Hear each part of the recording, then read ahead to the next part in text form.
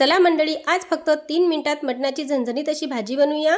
आता तुम्ही म्हणाल मटणाची भाजी 3 मिनिटात कशी बनणार? हो, मटणाची भाजी 3 मिनिटात जगातील कोणती सुगरण बनवू शकत नाही। तर मी कशी बनवणार, पण पूर्ण रेसिपी मी फक्त 3 मिनिटात सांगितलेली आहे। कारण या अगोदर सुद्धा मी मटणाच्या भाजीचा डिटेल व्हिडिओ आपल्या चॅनलवरती अपलोड केलेला आहे। पण आपले काही नवीन सबस्क्राइबर आहेत ना, त्यांच्यासाठी ही मटणाची रेसिपी पुन्हा एकदा। चला तर मग रेसिपीकडे वळूया। इथे मी 3 पाव मटण स्वच्छ धुवून घेतलेला आहे। त्यानंतर कुकरमध्ये 1 पडी तेल घातलं, त्यामध्ये अर्धा चमच हळद घातली आणि हे धुवून घेतलेलं मटण यामध्ये घालायचं आहे।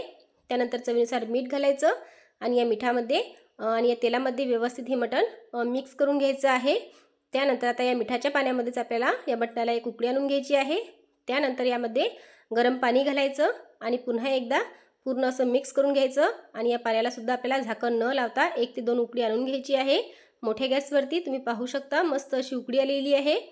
आता परत हे एकदा पूर्ण असं मिक्स करून घ्यायचं। त्यानंतर झाकण लावून आपल्याला मंद गॅसवरती अगदी 15 ते 20 मिनिट हे मटण शिजवून घ्यायचं आहे। आता आपलं मटण शिजत आहे तोपर्यंत आपण वाटण तयार करू। त्यासाठी मी खडे मसाले भाजून घेतलेले आहे, लाल मिरची भाजून घेतलेली आहे, कांदा भाजून घेतलेला आहे, थोडंसं खोबरं भाजून घेतलेलं आहे, त्यानंतर कोथिंबीर, लसणाच्या पाकळ्या आणि अद्रक घेतलेली आहे।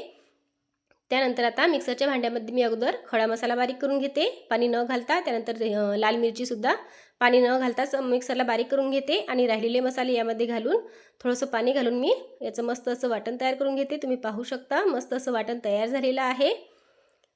त्यानंतर आता इकडे आपलं मटण सुद्धा मस्त असं शिजलेलं आहे। 15 ते 20 मिनिटात मंद गॅसवरती मस्त असं आपलं मटण शिजलेलं आहे। आता आपण फोडणी देऊया।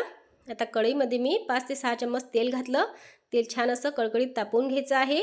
त्यानंतर तयार केलेलं मसाल्याचं वाटण यामध्ये घालायचं आहे आणि या तेलामध्ये हे वाटण व्यवस्थित असं मिक्स करून घ्यायचं।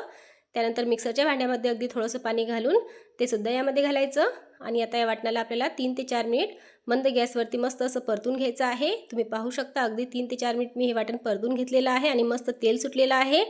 त्यानंतर यामध्ये 1 चम्मच गरम मसाला घालायचा, थोडीशी कोथिंबीर घालायची आणि पूर्ण असं मिक्स करून घ्यायचं। त्यानंतर शिजवलेलं मटण यामध्ये घालायचं आहे आणि आता या मसाल्यामध्ये हे मटण व्यवस्थित असं मिक्स करून घ्यायचं। त्यानंतर आता यामध्ये आपल्याला पाणी घालायचं आहे। आता तुम्हाला जसा रस्सा आवडेल तसं तुम्ही यामध्ये पाणी घालू शकता। मी थोडा पातळच रस्सा बनवते, तुम्ही पाहू शकता असा पातळ मी रस्सा बनवलेला आहे।